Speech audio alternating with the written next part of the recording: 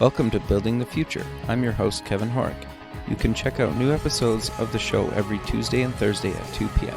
If you missed an episode or want to get more information about the show, please visit buildingthefutureshow.com.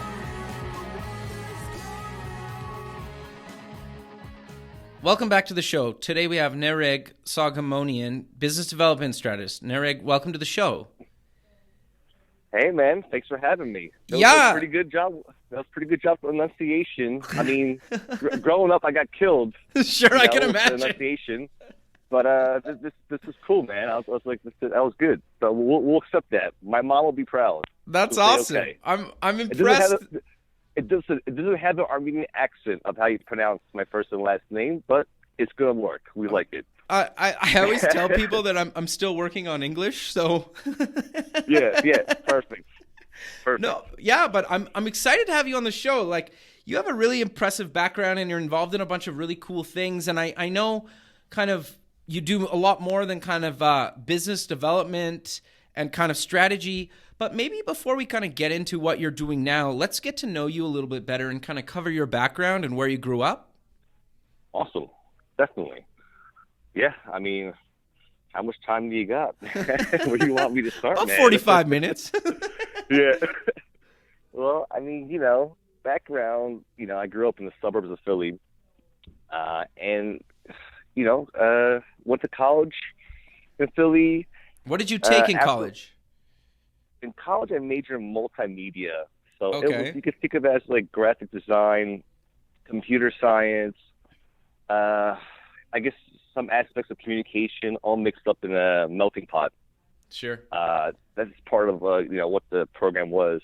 Sure. I took a similar program, so I totally get it. It was called like multimedia something that doesn't even exist anymore, but I totally took something similar. Like, it was awesome. I had a great time, but. And it's funny you mentioned that because my program at the university I went to, it doesn't exist anymore. It's crazy. Yeah. And I remember going there, and I went to the university with my mom, and I had this, that was the only thing closest they had to computer science. Mm-hmm. I transferred this 4-year, so I got my 4-year degree from community college. So make a long story short, I remember my mom saying, like, what is this degree? They didn't have like a clear direction of like students of what they would do after college. They just kind of like threw you with a pack of wolves. It's like, all right, try to figure out, especially if you didn't do an internship, really good luck. Sure. So it's funny. But, not to go off on a tangent too much. So that was college. Apple Computers, spent a little bit of time in the music business, did some assistant audio engineering after college for about 6 to 8 months. How was that? Bills. That was fun. I love music. I love music. I was working in the jazz. That's blues, awesome. Recording studio. Yeah, man. Sure. And so I was an assistant audio engineer, and it was fun. I mean, the music business is so changed than what it was 20 years ago, man. I mean, it's crazy. Yep. I was forced to change careers. I had no choice, really. It was one of those cases where, again, people said, this field that you're in, you got to go to New York, you got to go to L.A., Sure. You're going to struggle and try to do it in Philly. And I did, of course, find like a place full-time gig in audio engineering. But to make a long story short, aside from that, again, it pushed me to start my first startup company with a good friend of mine, where we were doing video photography-based projects, advertisement, marketing for small, medium-sized businesses. Had that run for about a good 5 years. And then from there, I got this great opportunity to work for a startup where they brought me on board as a CTO. Okay. The mobile phone application is called Legacy App, which actually hits the market on iOS. It releases about a month and a half. I'm awesome. Correct. I got to check out the website again. So you can check out the website and learn more about that for sure. But I had this great opportunity to work with them. We worked with developers overseas. Sure. Where I was sort of I was leading the guys out there. Well, actually, we both were, but I was out there physically. So I spent some time overseas. That's awesome. The last year prior. Yeah, that was. Oh yeah. I mean, it was. That must have been a blast. It's cool, man. It's anywhere you go, especially coming from America or Canada, you're going to deal with a lot of cultural clashes. Sure. And I'm sure you get it with Americans, and vice versa, with Canadians. Yeah, but totally. it's not as different as it is. Let's say if you go to one of the countries in the Balkans. Sure. So what was that like? Me, it was the first time I was there for work. I would visit Armenia throughout my 20s as to go for vacation. Sure. So it was a real cool opportunity to be out there for work. At the same, it was kind of funny because people would think you're going to Armenia. For Armenians, they'll have some speculation. Would they would say I'm going there for vacation? Within this last year. And I'm like, no, I'm just sitting in the space just like you, working, except my hours are really bizarre. And I don't see much of the daylight like you, but I'm in Armenia, which is cool, as an Armenian.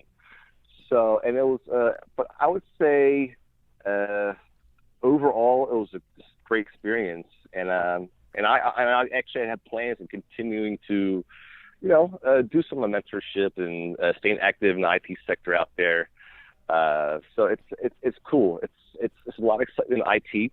It's growing. Sure. A lot of activity. More and more news you hear, as the years, as the last few years, we've been going through.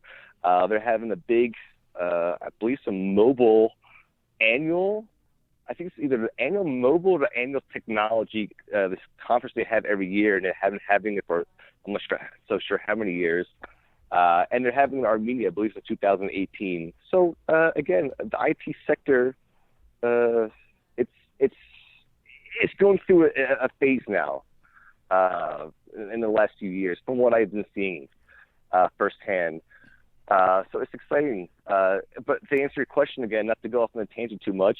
No, it's good, man. I love it. Like, one of the big things that I love, and probably my favorite thing about doing the show, is that I get to talk to people that are either in all over the world or are doing stuff all over the world. And like that is just fascinating to me, right? That basically nowadays, like the world doesn't even matter, right? Like the borders are kind of gone. And like I'm up in Canada right now, you're down in Southern California, but you could be anywhere on the planet. Either one of us could be, and we could be doing this. And I love that about it, right? And I love how like, you're in California, you're over in, overseas, you're kind of doing stuff globally. And I love that, right? And the internet provides that and makes that possible. And I think people forget about that, right? And I think, and I love that about you. Thanks, man. I really appreciate it. No, I've been lucky. We both been lucky that we've been growing up with this technology around. Totally. Because you're like in your late 20s, early 30s, right? Yeah, I'm 32, almost 33. Right on. So you also lived the life of like not having this thing called the internet and then having this thing called the internet. Mm-hmm. So you also seen both sides of it, and it's just crazy. It's crazy how different it is without life without the internet. Yep. Well, and No, and it's important how crazy like just networking online is. Like you and I met online, right? And now we're a few months later. We're basically recording this show, and we kind of know each other a little bit now. And we had a call before, and it's awesome, right? Like it's the whole thing is just awesome to me. I think I gotta agree. And just recently, I read an article. I never knew about this. And I could be correctly. Maybe I misread this article. I doubt it, but it's based on the founder of Uber made a post on Twitter. I'm not sure if he did or didn't tag someone or what hashtags he used, but he raised funding. I think this was initial round of funding, maybe a seed round, to raise money to develop Uber. That's awesome. Through a post on Twitter. That's awesome. I love that. And I can't remember. But then the story goes is I can't remember the investor. He responded back to him, said something like "inbox me." I'm like, are you kidding me? Like this is how Uber started, using like Twitter's platform. The guy probably busted out a cell phone, like made a tweet. He's like talking to his partner. He's like, "Oh man, we gotta get some money fast. What are we gonna do? Hold on, let me try Twitter." Like who does that? But again, it's a powerful tool.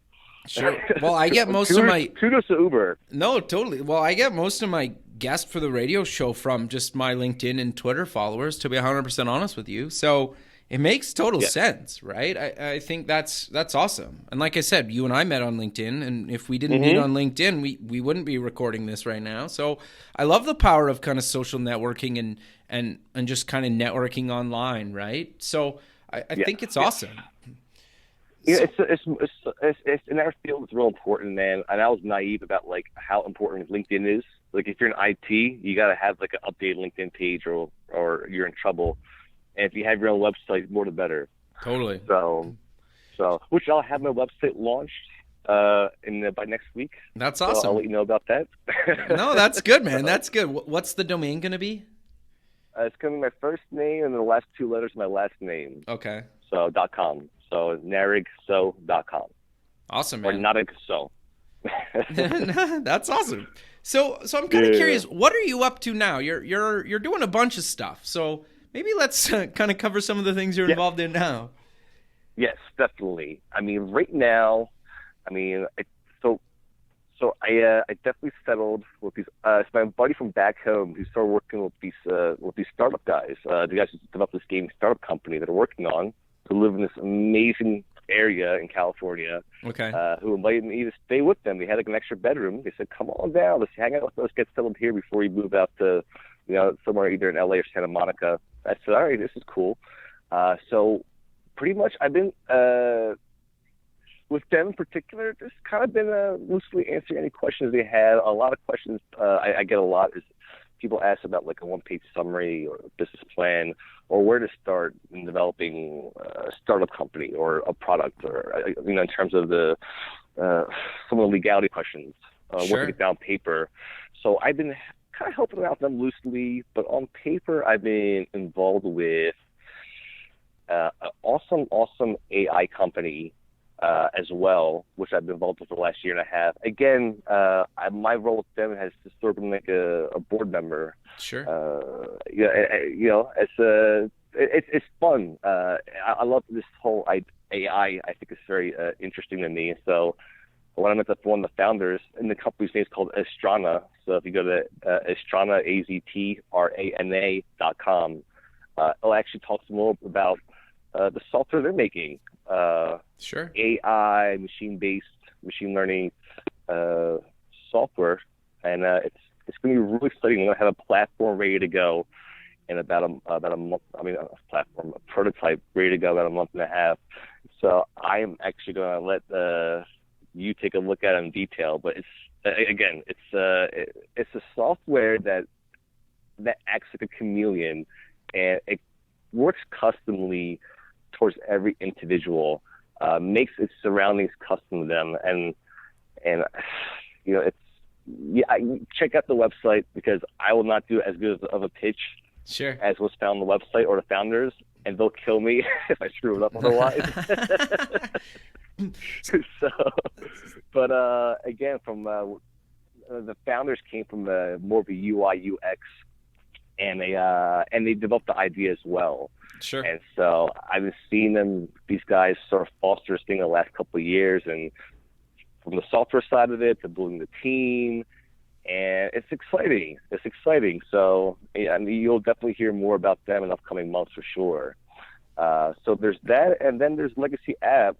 I jumped on board with them as the CTO last October, not last month, October, a little over a year. And so I worked with them developing their mobile phone application, which releases out in about a month and a half. That's awesome. And if you go to legacyapp.com, you can check it out for sure. It's exciting. I get drawn towards, put it this way, I get a lot of pitches. A lot of people show me a lot of startups and stuff they've been working on in the last year and a half. I get kind of gravitated towards, I would want to say, a little bit like social good type of software startup companies that kind of tend to get gravitated towards. Like, don't just make a fart app and try to make a quick buck. Sure. To give you an example, there's a lot of ways you can make a quick buck in this business. Everyone who's involved, they know this. Sure. It's obvious. There's obvious ones too. You don't got to be a rocket scientist to figure it out. But I guess those are the companies that, like I said, I gravitated towards more the social good types, guys are making meaningful software. And so I would say that's where it's at. I developed my own startup, again, 6 years ago. I don't like to talk too much about myself or that, because that was like my life.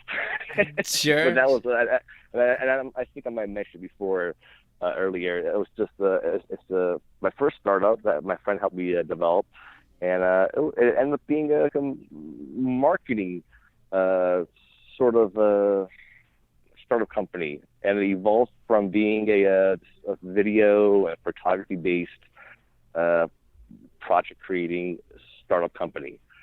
So it's just been amazing. We were boasting about the internet. I mean, just bragging about the internet earlier, and I think we should also brag about PCs too and how they evolved. Sure. Because I definitely would never been able to run my business without it. So a lot of the core parts of my business, even the technology and the cameras, there are computers inside them. So yeah, another thumbs up to technology kicking butt in the last 25 years. Sure. No, that's awesome. So you kind of mentioned earlier that you get asked for kind of advice and whatnot. Do you maybe want to kind of talk a little bit more about what you kind of get asked all the time, or what you kind of see and kind of how you answer those questions? Yeah, I mean, lately the question has been, if there's something as simple as starting a photography company, okay, or just, or something like, I don't know, let's say selling your own custom print T-shirts. People will ask me, one, if one was to raise capital to develop one of those businesses, how should they start? Or they will ask something more particular, like, hey, how you do a one-page summary? You told me about this a couple of times. That's been a popular one. Okay. And another one has been, again, they don't know whether they should develop their brand starting with social media, maybe make the website. How much does it cost to make the website?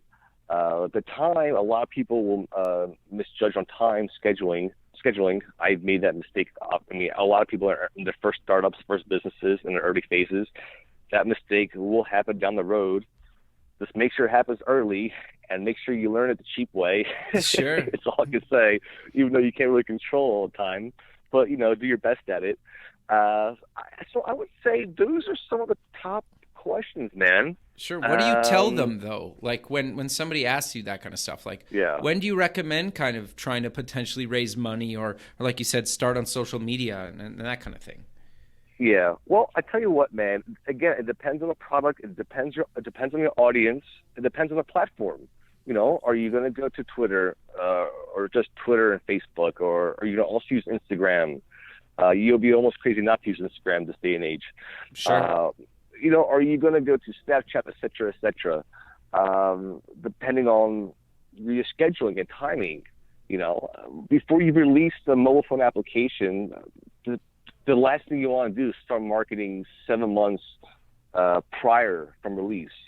You still, especially if you haven't submitted your application to the Apple Store yet, getting the updates is much easier process than officially submitting an application to get approval from the App Store. Totally. It's not like Android. I know a company waited 8 months to get approval. Wow, really? Why were they delayed? Do you remember? Well, they didn't mention that in the article. But again, whatever the reason was, who knows? But again, it's not as easy as seamless as people think it is. Sure. I'm going to release it in a month and a half, and they do all this marketing, and they get all these followers, and all of a sudden they have no activity on the social media pages, or maybe they'll even have social activity on social media pages, but there's no substance. There's no substance to a startup company that's pushing the marketing on the social media side of things when there's no product for the end user to use. Why are you building your audience? I mean, I think it's a huge gray area there if people will disagree with some aspects of that statement. But, again, man, like where would I have them start? Again, it depends on the product. It depends on where they're at. Sometimes it's the team that needs to be changed. Sometimes there's just so many variables, sometimes a fiscal thing from a fiscal standpoint that you got to focus on first, or until they bring me on board of where they are at that point. So, it's there's just so many elements involved, and again, he could screw things up for good. As dramatic, not to sound too dramatic, but timing is very, very important in this business.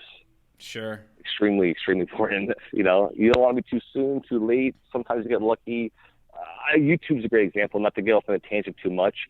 I believe they couldn't get funding before the whole boom happened with internet service providers, where everyone had Wi-Fi at their houses, where they couldn't make a deal.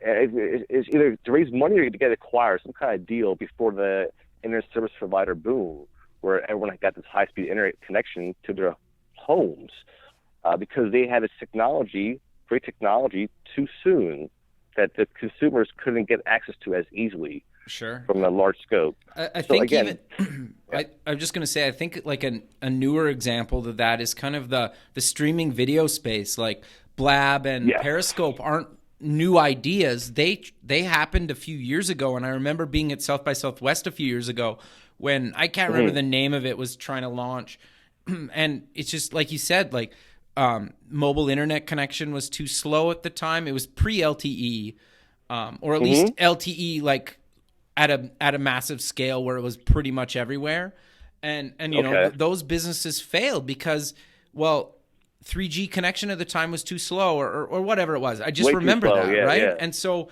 now you have all these, jump, like now Periscope's a big thing. It's successful and it's doing well, but it's not an original idea. And I'm not trying to be mean. It's just that's just how it is. So I really like the idea that, like what you brought up, of kind of being the right place at the right time almost plays a huge role in a lot of startup space, right? And it's interesting. Big time. And it's very, very interesting. Yeah, and the whole thing, I think there's guys that have worked at stuff for a decade or more, and they believe in an idea, and it can take that long sometimes. And partly what I'm trying to do with the show is tell kind of real people stories, right? Where like people you always read about kind of Silicon Valley and these guys that go from $0 to $1 billion in 6 months, and that does happen, but it's like trying to win like the Powerball, right? Like it could happen, but your chances of that happening are pretty much zero, right? Where if you need to work at it for a number of years and sometimes even like a decade, right? Like I met a guy. $1 billion is a big number. Yeah, $1 billion is a big number. Yeah, well, and even when if you say six figures or $1 million, that's much more common now. It's like, But $1 billion, that's a big number for sure. Yeah, right. And even when Instagram finally closed, it wasn't worth $1 billion. They only got like 700 million or something. But they lost $300 million in that deal, right? Still not upsetting, but because they made a lot of money still. But like $300 million is still $300 million, right? So yeah, exactly. The whole space is really interesting, and I think the thing that I've really found interesting is everybody writes about Silicon Valley, but Silicon Valley only happens in Silicon Valley. And, it's starting to maybe happen a little, in other places. And that's kind of why I like having guests like yourself that are doing stuff outside of the Valley, because most people aren't in the Valley, can't move to the Valley, don't want to move to the Valley. And I love the fact that you're basically staying at this place of a company you're working with right now and kind of advising them and helping them along. I think that's really cool. Yeah. I mean, I've been entertaining, talking to different incubators in Santa Monica and LA, to partner up with them, to work with them. And I have a lot of interest working in early stage startup companies. So, while I'm doing that, it's been a blast helping out these guys and the other startups I mentioned, as I've been involved with, in the meantime. But again, thanks a lot, man. I mean, I guess it's fun to kind of be here, talk about it. I think people need to be a little bit more educated if they're working with developers overseas, or, learning more about how the early stage startup company process works. You could be a cowboy and do it your way. Sure. And if you try to be a cowboy, you're gonna run into more problems than you think, especially based on your personality. You know, a lot of the stuff really reflects on personality. And again, it is pretty deep stuff. If you're type A, type B, you know, are you a hothead? Are you not a hothead? Could you communicate with people? Could you not communicate with people? You know, it's a very interesting.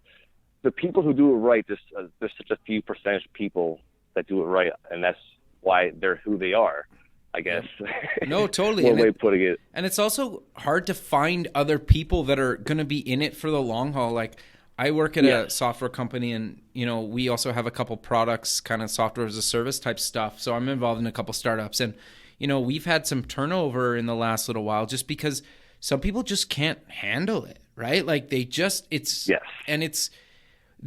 a roller coaster ride. Like, some days you're like, you're at the top of the mountain thinking like nothing can ever touch me. And then the next day, or even an hour later, you're like, oh man, I should just give up everything. And, you know, I don't know, just go work a minimum wage job, just mindless checkout. Mm-hmm. Like, so, and, you know, you can have that happen 3-4 times in one day. And some people just aren't cut out for that. Right. And I think I'm trying to just tell the story that it's a roller coaster, right? And get on big time, and just, you never know where you're going to end up. And that's why I love it, right? Like, it's always new and it's always interesting. And I think you're right that certain people just don't really get that. And I think it's hard work and it's a struggle, and, you know, it's not as glamorous some days as it's portrayed. And I think like I kind of go back. I love the fact that you guys are just like in a house doing it, right? And building something. I think that's awesome. And that's what it's about, right? That's how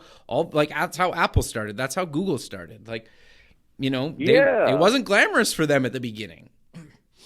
No, it wasn't. And you know what it is? Like, the more you work at it, the better you get, and the better, like, the A players, rock star players you bring on board that have experience, the more you work on, let's say if it's a startup in this case, you'll reach to that goal at a much sooner rate. Like, so it's again, that whole thing, interdependence, my friends, okay, is a powerful thing. It overrides independence. And that's what happens with entrepreneurs, guys who want to have this drive, starting a business up. I want to do this. Yes. They got the energy, is that they try to go into it mostly on their own, or maybe if it's with a partner who doesn't have experience or as much as he does, let's say, or she. And, you know, you don't get the momentum you're expecting, I guess. You know, it's a... No, it's good, man. Yeah. It's to find the right people to work with, to live with, to communicate with on a regular basis, you know. I believe people do change, you know, in the positive or negative. And, you know, and it's really sort of like a mean thing to say, but you get to a certain point in life. And again, this is personally too, that you just got to know when to just cut people out of your life, you know, just cut them out. No, totally. You know? And once you do, it's amazing how much work gets done, how much life becomes more enjoyable. But, you know, again, so that's a couple of things, kind of going back a couple more steps, you know, with these guys who want to develop startups. Yes, it kind of reflects on personality, and yes, it reflects on perseverance and a long haul. And just like how you said, it's not going to be glamorous. You know, if you get investment money from a seed round investment capital, that investor is going to expect you to eat ramen noodle rice, you know, not go out and eat and spend money and have a luxurious life. They want to see a product.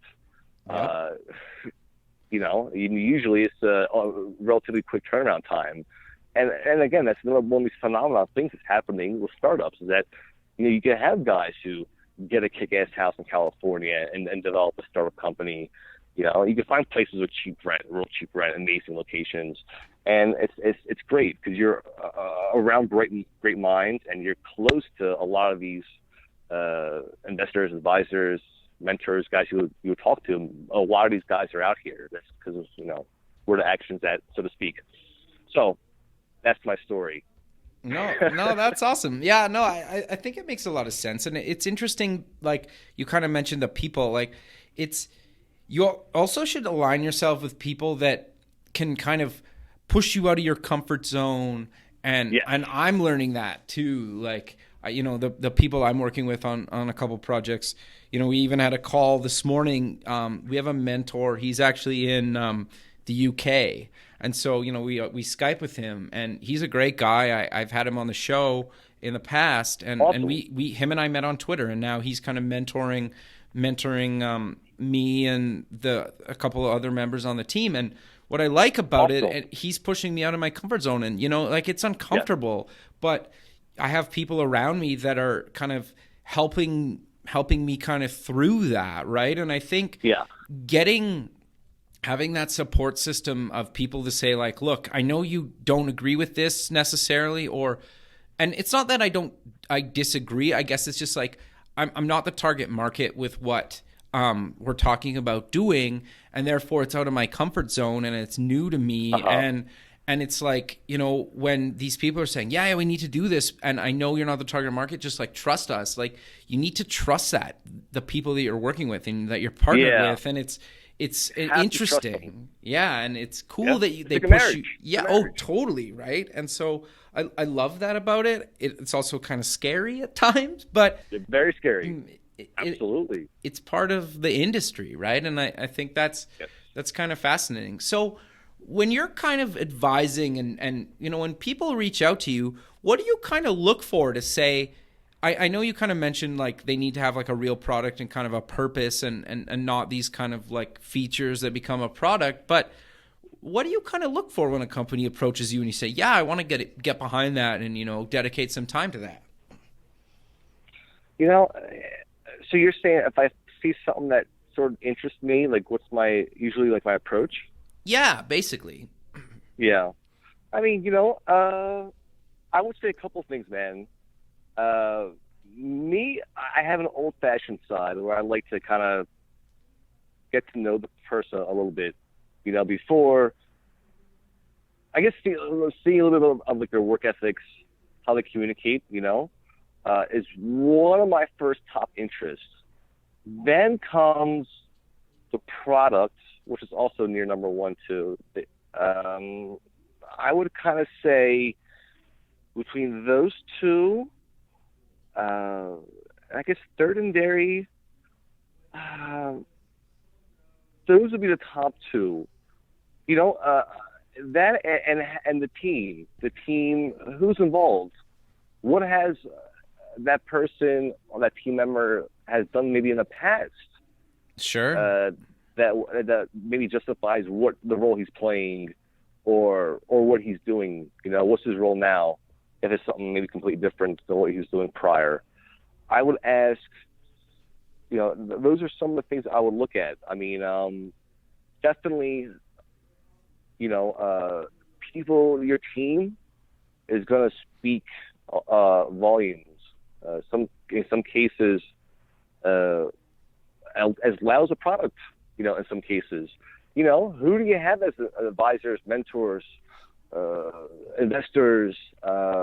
Who's your teammate? How is the equity divided up? But if you're like contracts, man, contracts is a huge deal. A lot of guys make a monster mistake. And I guess I'm speaking now if I was interested in maybe joining a company more from an employment standpoint as opposed to like an investor standpoint. Sure. In this case, let's say. And so I would also see how the equity is divided up. Okay, how it's divided up. So what, any tips for that? Like, what do kind of, like, what's a big red flag for you with equity and whatnot, and how it's divided up? Well, one, and again, I learned the hard way, man. I kind of go by, there's this straightforward employee contract that pretty much everyone in the Valley goes by. I look for that. I look for vesting equity. I am a firm believer, even founders of a startup company, a portion of their shares should be vesting equity. Interesting. And I believe that, that motivates people. That I feel like keeps things more honest, and it keeps players that want to be in the company on the long run really in for it, rather than, I just worked X amount of months just to get X amount of equity, and I'm content, and I don't want to work for these guys or this company anymore. You'll have those cases, and it's fine too. So be it. So those are some things. Again, for me, I made mistakes with, not properly looking at contracts. Now I do. Okay. Now I have a lawyer who looks at them, and plus I self-educate myself pretty damn good. Okay. But I still, consult people when I cross those bridges. So that's another thing to look at. Again, a lot of guys can write something on a napkin or type up something on one page and say, "Here, sign here." So again, look for a legitimate contract. Not saying I signed something else on a napkin. Don't get me wrong. I'm not that old-fashioned or anything. Sure. Yeah, but as far as so I would say, look after that. How the equity is divided in the company. The last thing you want to do is join a company when you have everyone, their mothers has equity, and now a company has this much to hand out to employees, and you want to make sure that stuff's good. And founders won't be entirely comfortable to talk about so much detail, but if you can at least see how the equity is divided up, and if you can at least see a legitimate contract to work with, those are great starts. So again, and this is sort of goes off of his personal experience. So that's, that's one area where I say to a lot of people, I think I did, before they jump the boat and join a startup company. So. No, that makes sense. Is there any other kind of advice or kind of things that you've learned the hard way that you like to tell people? Man, again, how much time do you have, brother? No, I'm kidding. I guess I would say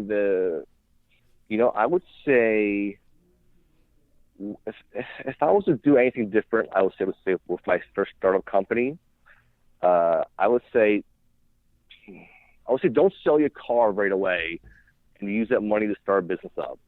Okay. I would say get stuff down on paper right away. Make bullet points. If you type down, I tell you what, a great source I use, and I wish I'm not sure when this website came out, but it is one of the best websites I think out there on the internet, one of the best corners of the internet. Check it out, qaura.com.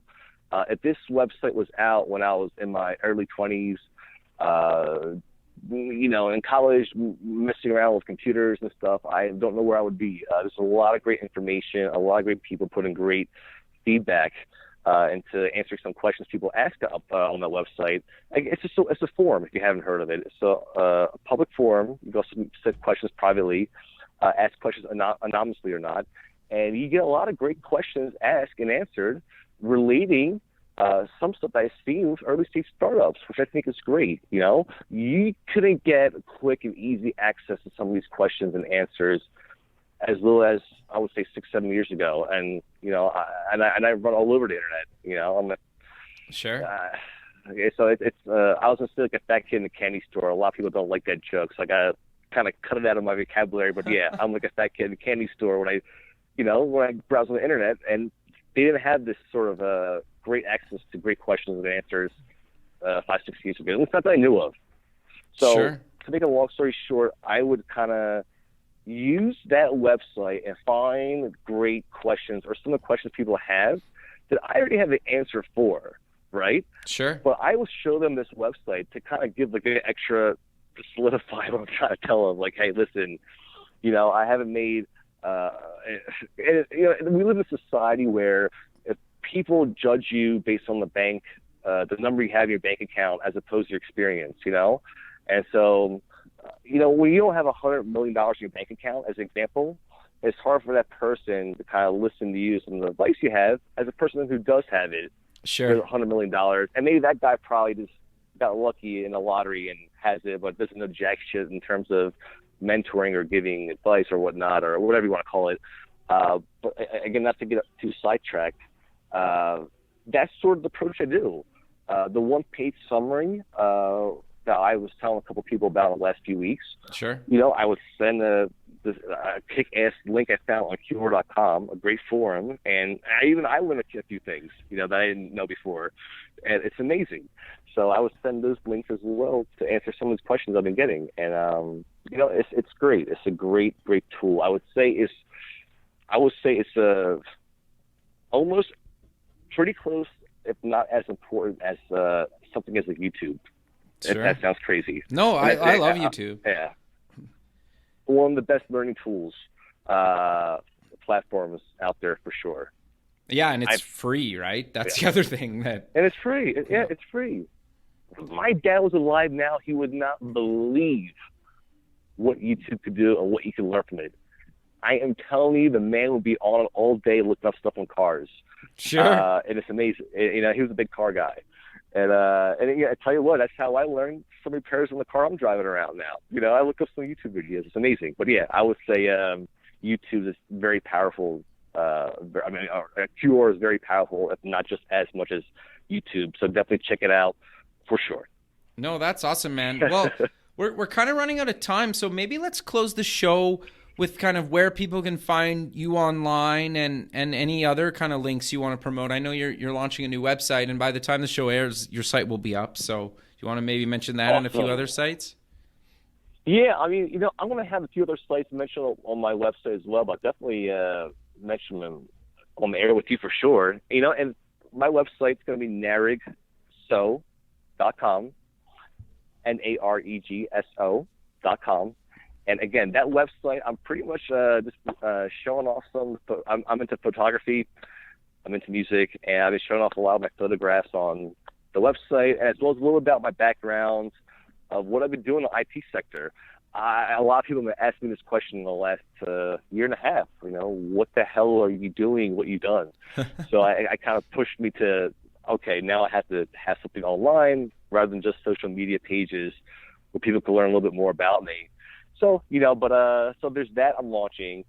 I'm also legacyapp.com, so you can kind of check out what their app is. And I didn't get into it much before, but it's a mobile phone application that helps connect people together to achieve life goals and dreams. That's awesome. So it's so I'm gonna leave it right at that. So legacyapp.com, you can learn more about that. There's also Astrana.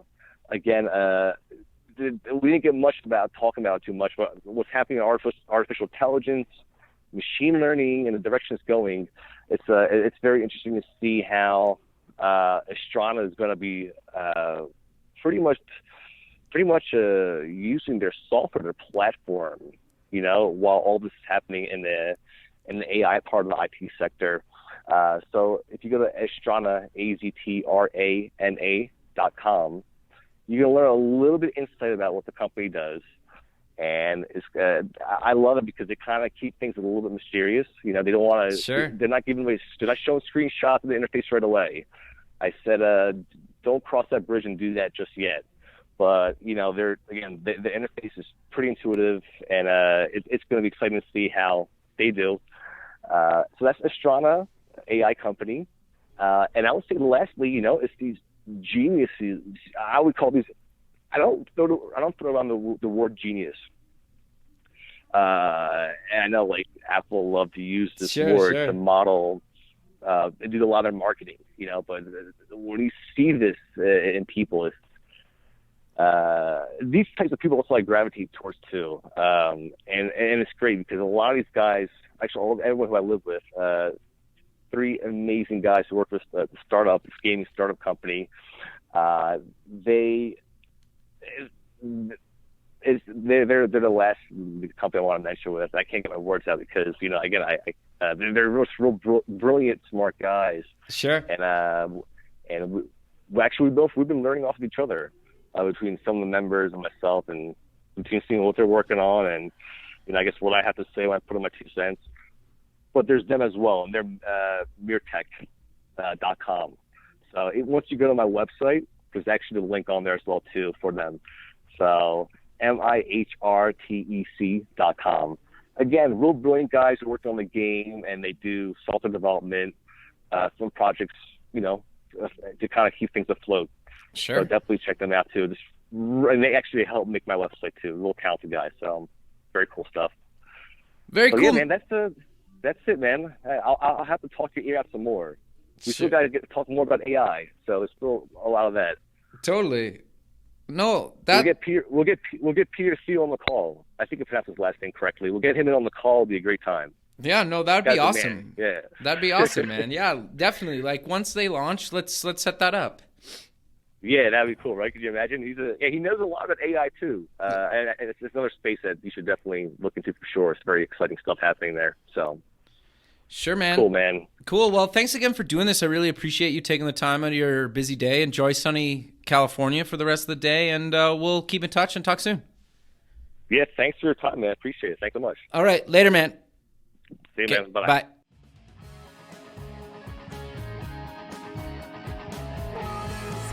Thanks for listening. The music for the show was done by Electric Mantra. You can check them out at electricmantra.com and keep building the future.